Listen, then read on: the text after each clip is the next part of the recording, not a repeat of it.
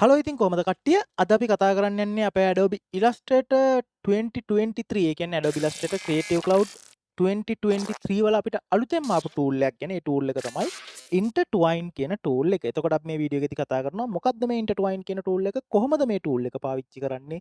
මොනවද අපිට මේ tool එක පාවිච්චි කරලා කරගන්න පුළුවන් කියලා. මුලින්ම මේ Intertwine tool එකෙන් මොකක්ද වෙන්නේ කියලා පොඩි අයිඩියා එකක් ගන්න. අපි මේක මීට කලින් වර්ෂන් වලදී ඒ කියන්නේ Adobe Illustrator 2023 වලට කලින් වර්ෂන් වලදී කරා නම් කොහොමද කරන්නේ කියලා බලමු.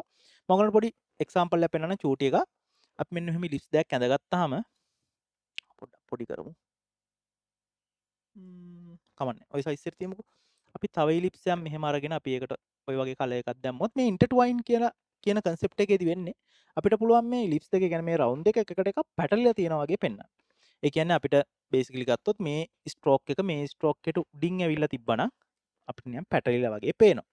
මේක අපිට මේ version එකට කලින් කරන්න උනා නම් අපි කරන්නේ මේක copy එකක් ගත්තා control shift v ඔබලා මේක paste in front කරා. ඒ කියන්නේ මේකට ඉස්සරහින් paste කරා. ඊළඟට අපි කැමති tool එකක් අපි තුන් pencil වගේ අරගෙන හොම් පොඩි mask එකක් ඇඳගෙන අපි කරන්නේ අපේ උඩින්ම තියෙන ස්ට්‍රෝක් එකට මේක clipping mask එකක් දාගන්න. මෙහෙම තමයි අපි මේක මීට කලින් කරේ. රයිට් මේක කරන්න ගොඩක් වෙලා යන්නේ නැහැ. පොඩි වැඩක් තියෙන්නේ. හැබැයි මේක ගොඩාක් තැන්වලදී කරන්න උනහම ලොකු ටයිම් එකක් යනවා. ඒ වගේම ටිකක් ෆ්‍රස්ට්‍රේටඩ්. ගොඩාක් වැඩ වැඩි වෙනවා. මේ දේම ලේසියෙන් කරගන්න තමයි අපිට මේ Intertwine tool එක දීලා තියෙන්නේ. අපි මේ ellipse දෙකම පාවිච්චි කරලා ඒක කරලා බලමු. මේ ellipse දෙකේම copy එකක් ගත්තා. අරගෙන ඔයාට Intertwine එක කරන්න ඕනේ නම් ඔයා කරන්නේ ඒ shapes දෙක select කරා object intertwine make. එතකොට මේක් කරපු ගාම ඔයාලට හම්බ වෙනවා පොඩි ලසෝ ටූල් එකක් වගේ පොඩි ටූල් එකක්. ලසෝ ටූල් එකම තමයි. ඔයා එකෙන් කරන්නේ එහෙම ඉන්ටර්ට්වයින් වෙන්න ඕනේ තැන මෙහෙම සිලෙක්ට් කරගන්න. රයිට් එතකොට ඒක එතනින් ඉන්ටර්ට්වයින් එකක් වෙනවා. මේ දෙකේ තියෙන වෙනස තමයි මෙන්න මේක. ඔයා හිතන්න ඔයාට ඕන වෙනවා මේ ස්ට්‍රෝක් එකේ සයිස් එක පොඩි කරන්න. එතකොට ඔයා ආපහු ගිහිල්ලා අර ඔයා හදපු ස්ට්‍රෝක් එකේ සයිස් එක පොඩි කරන්න ඕනේ. මේක තැන් ගොඩක කරන්න උනොත් එහෙම ලොකු ටයිම් එකක්. ඒ වගේම තමයි ඔයාට හිතෙනවා මේකේ සයිස් එක ඒ සයිස් එකටම තියලා පොඩ්ඩක් ඉස්සරහට ගන්න මේක. පොඩ්ඩක් ඉස්සරහට ගත්තත් මෙතන ඉෂුව එක එනවා. ඒත් අපි මේක ඉන්ටර්ට්වයින් එකක් විදියට නම් හදලා තින්නේ. අපේ ඉන්ටර්ට්වයින් ටූල් එක යූස් කරලා නම් කරලා තින්නේ අපිට හරිම ලේසි. දෙකම සිලෙක්ට් කරලා අපිට ඕන නම් සයිස් එක පොඩි කරන්න පුළුවන්. මේක ඉස්සරහට පස්සට ගන්න පුළුවන්. හැබැයි හොඳට මතක තියාගන්න අපි ඉන්ටර්ට්වයින් එක හදනකොට අඳිනවනේ පොඩි ෂේප් එකක්. ඒ ෂේප් එක ඇතුලේ විතරයි මෙයා මෙහෙම ඉන්ටර්ට්වයින් වෙන්නේ මේ. පේනව නේද? ෂේප් එකකින් එළියට ගියොත් එහෙම එයා ඒ ඉෆෙක්ට් එක එතන යූස් කරන්නේ නැහැ. මේකෙත් අපිට ලිමිටේෂන්ස් තියෙනවා. හැබැයි මේකේ තරම් ලිමිටේෂන්ස් නැහැ. හරිම ලේසි වැඩේ කරන්න. කල් ඉවරලා අපිට ඕන නම් දැන් අපි හිතමු අපි මේක ටිකක් ලොකු කරා කියලා මේ. ගොඩාක් ලොකු කරන්න ගියොත් එහම අපි අර ඇඳපු ෂේප් එක ඒ විදිහටම තියෙනවා මේ. ඒ ෂේප් එක තියෙන කෑල්ල විතරයි ඉන්ටර්ට්වයින් වෙන්නේ. ඒක තමයි මේකේ concept එක. right? ඒක තමයි ඔයගොල්ලෝ ඔළුවේ තියාගන්න ඕන දේ මේකේ. අපි ඇඳලා තියෙන ෂේප් එක තියෙනවනේ. අපි අඳින ෂේප් එක තමයි මෙයාගේ ඉන්ටර්ට්වයින් කරන ඒරියා එක වෙන්නේ. ඒ ඒරියා එකකින් පිට මෙයා කරන්න යන්නේ නැහැ. අපිට මේක ටිකක් එහෙට මෙහෙට කරගන්න පුළුවන්. ඔයා ඇඳලා තියෙන ප්‍රමාණයට වඩා පැන්නොත් ඒ ඉන්ටර්ට්වයින් එක අවුල් යනවා. එතකොට දැන් ඔයා හිතන්න දැන් ඔයා මේක හදාගෙන යනවා ලොකු ඩිසයින් එකක් කළා. ඔයාට මෙතන ඕක හරියන්නේ නැහැ වගේ. ඔයාට කරන්න තියෙන්නේ object intertwine release කරාම තිබ්බ විදියට මේ අපිට ඒ shape එක දෙනවා. මේක තමයි basic idea එක.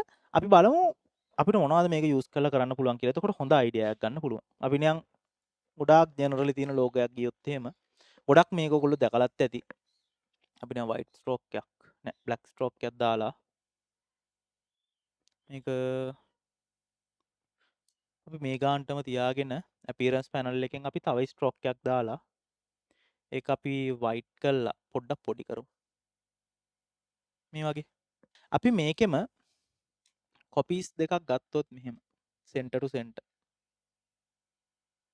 right? ඒක අපි එකක් වගේ තියලා යට එක දෙකක් කරමු. එතකොට ටික හොඳට පේනවනේ.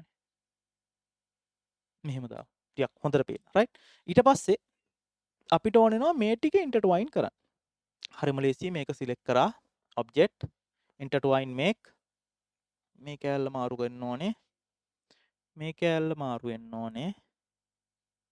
මේ කෑල්ල දැක්කනේ මට වැරදුනා. එහෙම වැරදුනොත් ඔයගලන්ට කරන්න තියෙන්නේ මේ වගේ වැරදුනොත් control z object intertwine edit ගිහිල්ලා ඔයගලන්ට ඒ නවත්තපු තැනින්ම පටන් ගන්න පුළුවන්. දැනට Intertwine tool එක ඇතුළේදී ඔයගොල්ලෝ undo කරොත් එහෙම lasso tool එකෙන් අයින් වෙනවා. මේක ඉස්සරහට හරියයි. දැනට Intertwine tool එක ඇතුළේදී undo කරොත් lasso tool එකෙන් අයින් වෙනවා. එතකොට ඔයගොල්ලෝ ආපහු ගිහිල්ලා edit කරන්න ඕනේ මේ Intertwine එක. right මේ විදිහට හදා ගන්න පුළුවන්. හදලා ඔයාට හිතෙනවා නම් මේකේ පොඩි වෙනස්කම් ටිකක් කරගන්න. අපි හිතමු ඔයාට හිතෙනවා stroke එක වටේ එක black නැතුව නිකන් red වගේ තියලා මේක මහත වැඩි 1.5 වගේ ඕනේ කියලා හිතලා ඔහම ඕන වෙනස්කමක් කරගන්න පුළුවන්. කිසිම issue එකක් නැහැ. හදලා ඉවරලා ඔයගලන්ට කරන්න තියෙන්නේ expand කරන එක. expand කරනකොටත් මම ඔයගලන්ට පෙන්නන්නම් පුංචි අවුලක් තියෙනවා expand එකෙත්. හොඳට මතක තියාගන්න මේ tool එක අලුතෙන්ම ආපු tool එකක්. right එතකොට මේකේ පොඩි errors තියෙනවා. මේවා කාලයත් එක්ක හරියනවා. ඒත් මේ tool එක දැම්ම පුරුදු වෙන්න. මොකද මේකෙන් කරන්න පුළුවන් දේවල් සෑහෙන්න වැඩි ඉක්මනට. මේ දේවල්ම අපිට ඒ tool එක නැතුව කරන්න පුළුවන් වුණත් මේ tool එක පාවිච්චි කරලා මේ දේවල් ගොඩාක් ඉක්මනට කරගන්න පුළුවන්.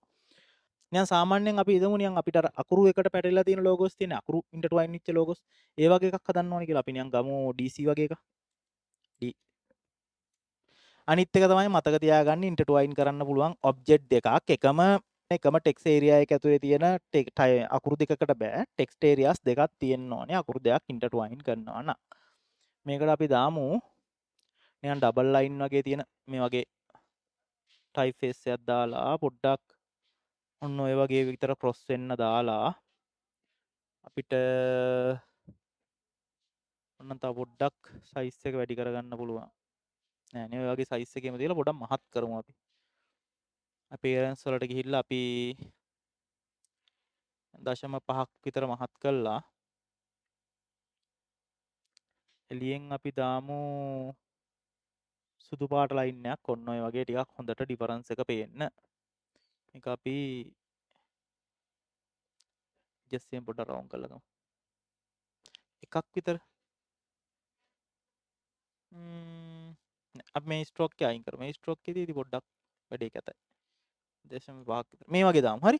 එතකොට ඔයාලට මේක ඉන්ටර්ට්වයින් කරන්න ඕන නම් කරන්න තියෙන්නේ ටෙක්ස්ට් දෙක සිලෙක්ට් කරා ඔබ්ජෙක්ට් ඉන්ටර්ට්වයින් මේක් මේ කැලල යට මේ කැලල යට මේ කැලල යට කියලා සිලෙක්ට් කරලා දාන්න විතරයි තියෙන්නේ. ඉතාලම ඉක්මනින් ඔයගලන්ගේ ඉන්ටර්ට්වයින් එක හැදෙනවා. මේකේ තියෙන ලොකුම chance එක තමයි මම ඉස්සෙල්ලා කිව්වා වගේ මේක editable. right පොඩ්ඩක් එහෙම කරගන්න එහෙම පුළුවන්. හැබැයි මතක තියාගන්න ඕනේ අර ඔයාලා අඳින බෝලත් එක්ක ඔයගොල්ලෝ අඳින shapes එක්ක තමයි ඔයගලන්ගේ ඉන්ටර්ට්වයින් එකේ size එක depend වෙන්නේ. ඒකින්ද ඒක පොඩ්ඩක් ඔළුවේ තියාගෙන තමයි ඉන්ටර්ට්වයින් එක හදනකොටම හදන්න ඕනේ. ඒක මුලින්ම හදනකොටම ඔළුවේ idea එකක් තියන් හදන්න ඕනේ. right අපි නිකන් හදමු පොඩි වාක්‍යයක් වගේ හදමු පොඩි typeface එකක් වගේ title එකකට වගේ use කරන් DC academy. අපි මේකට දාමු ඔක හරියන්නේ නැහැ. මෙන්න මේ වගේ පොඩ්ඩක් උස එකක් දාමු.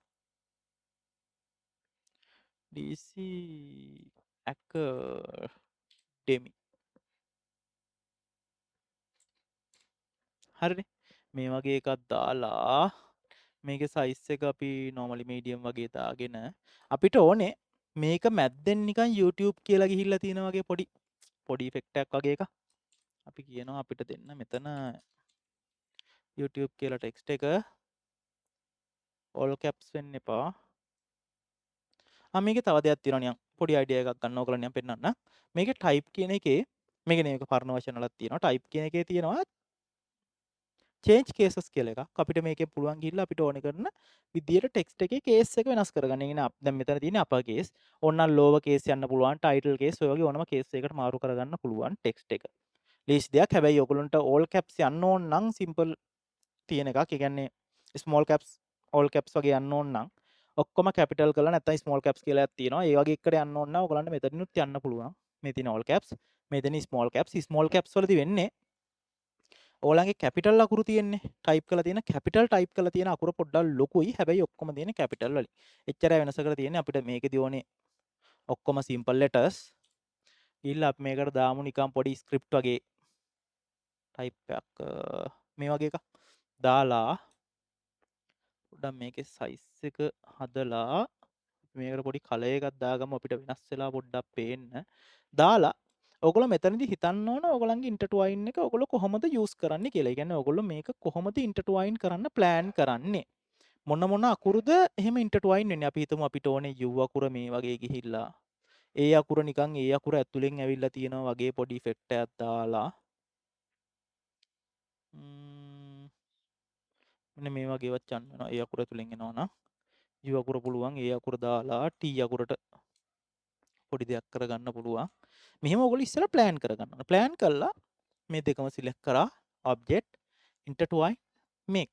ඊළඟට ඔයගලන්ට ඕන විදියට ඔයගොල්ලෝ ඒකේ effect එක හදාගන්න යනවා. ඕන විදියට intertwine එක ඇඳ ගන්න ඕන. අපි කියනවා මේ කෑල්ල එන්න ඕනේ අනිත් පැත්තට. ඊළඟට මේකේ මේක උඩින් ඇවිල්ලා මේ පැත්තෙන් මේ කෑල්ල අන්න වැරදුනා. වැරදුනාම control Z object intertwine edit. ඕනම් මේකට shortcut එකක් වගේ හදා ගන්න පුළුවන්. ගොඩාක් choose වෙනවා නම් ඉස්සෙල්ලා use කරලා බලන්න ඕනේ. ගොඩක් choose වෙනවද කියලා මේ වගේ දාගන්න පුළුවන්. දාලා අපි කියනවා මේ A අකුරේ කෑල්ල ඇතුලෙන් ඇවිල්ලා එළියට ආවා වගේ දෙන්න අපිට. මෙහෙම. දාලා මේකත් ඕන යටින් දාන්න පුළුවන්. එච්චර ඕනේ නැහැ. අපි T අකුර කියමු. මේක ඇතුලෙන් බහලා තියෙන වගේ effect එකකට අපිට ඕනේ කියලා. මේ වගේ A අකුරේ මේ කෑල්ල ඔහොම මේ මෙතන තියෙන B අකුර ගන්නවා නම් අපිට මෙතනින් කෑල්ලක් කපලා ගන්න බෑ. අපි දැනට පොසිෂන් කරලා තියෙන විදිහට. තව ටිකක් පල්ලෙහාට එන්න ඕනේ. මේ විදිහට යනවා නම් ඒ ටික පල්ලෙහාට આવොත් මෙතන A අකුර ඉෂුව එකක් එනවා. ඒකින්ද මේ කෑල්ල ඔහොමම තියලා අපි කියමු මේ කෑල්ල අපිට ඇතුලෙන් දෙන්නයි කියලා. මේ කෑල්ලම ගන්න ඕනේ. එතකොට object intertwine edit. එහෙම ගන්නවා නම් මේ කෑල්ලම ගන්න ඕනේ. මෙහෙම. දාලා ඕන්නම් මෙතන ඊ අකුරේ මේ කෑල්ල විතරක් ගන්න පුළුවන්. මේ වගේ පොඩි ඉෆෙක්ට් එකකට යන්න පුළුවන්. ඔයගලන්ට පස්සේ ඕන්නම් පුළුවන් මේකේ සයිස් එක ඕන්නම් බෝල්ට් කරනවා නම් බෝල්ට් කරන්න, නැත්නම් රෙගියුලර් පොඩි තව පොඩ්ඩක් හීනි කරනවා නම් හීනි කරගන්න. මේ ඕන දෙයක් කරගන්න පුළුවන් පස්සේ. මේම හැදුවා. මේ වගේ හදාගත්තන් පස්සේ අපි ක්ලයින්ට් කෙනෙක්ට යවන්න කලින් මේක අපි අවුට්ලයින් කරගන්න ඕන. මොකද අපි කවදාවත් ලයිව් ටෙක්ස්ට් ස්ට්‍රෝක්ස් වගේ දේවල් තියලා යවන්නේ නැහැ. තව කෙනෙක්ට යවුවෙන් පස්සේ ඒක තව ඩිසයිනර් කෙනෙක් පාවිච්චි කරද්දි ඉලස්ට්‍රේටර් ඇතුලේ තියෙන සෙටින්ග්ස් එක්ක යාගේ තියෙන විදිය වෙනස් වෙන්න පුළුවන්. ඒ ෆොන්ට්ස් තිබ්බේ නැත්නම්, ඒ ටයිප්ෆේසස් තිබ්බේ නැත්නම් අපේ ඩිසයින් එක වෙනස් වෙන්න පුළුවන් හින්දා අපි මේ ගොඩාක් දුරට අවුට්ලයින් කරනවා. ඒක කරන්න තියෙන ඔබ්ජෙක්ට් expand ඊළඟට අපි මෙතනින් ගිහිල්ලා මේක මර්ජ් කරගන්නවා. මර්ජ් කරගත්තාම මෙන්න මේ තියෙන්නේ අපි හදාගත්ත intertwine shapes ටික ඒ ටික ටිකක් අයින් වෙලා යනවා. ඊළඟට අපිට පුළුවන් මේක trim කරගන්න. ඒතකොට තවත් අයින් වෙනවා. ඔයගලන්ට ඕන නම් මේක clean කරන්නත් පුළුවන්. සාමාන්‍යයෙන් අතුරට ගිහලා පොඩ්ඩක් clean කරන්නත් පුළුවන්. නැත්නම් ඔයගලන්ට පුළුවන් මේකම select කරලා object path clean up වගේ කරන්න. පොඩ්ඩක් අඩු වෙලා යන්න clean වෙන්න. නැත්නම් මේක ඇතුළට ගිහිල්ලා outline mode එකෙන් ගිහිල්ලා direct selection tool එක use කරලා මේවා delete කරන්නත් පුළුවන්. ඒක ඔයගොල්ලෝ කැමති විදියකට කරන්න පුළුවන්. සාමාන්‍යයෙන් ක්ලීන් කරනවා නම් තමයි ගොඩාක්ම හොඳ.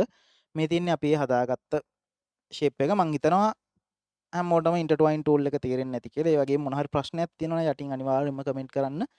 ඉස්සරහටත් මේ වගේ videos බලාපොරොත්තු වෙන ලොකු නිවාඩුවක් ගත්තා. ඒනකොට මම දැන් ආපහු videos දාන්න ලොකු බලාපොරොත්තුවක් හිතේ තියෙනවා.